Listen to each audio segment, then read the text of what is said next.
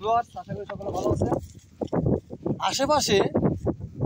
আশেপাশে 4 কিলোমিটারের মধ্যে গাড়িও যাবে না, হাঁটে আসা লাগবে,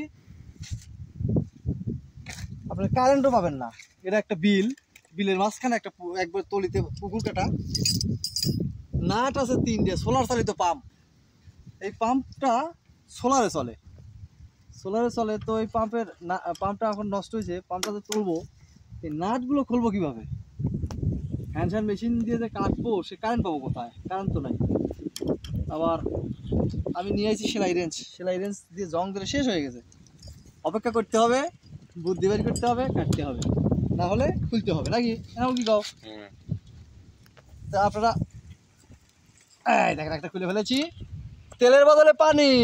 হ্যাঁ, এনামুল, তেলের বদলে পানি। মানুষ তেল দিয়ে খোলে, আমরা পানি দিয়ে খুললাম। কিরম হলো? একটা খুলছে, খুলে দাও মানে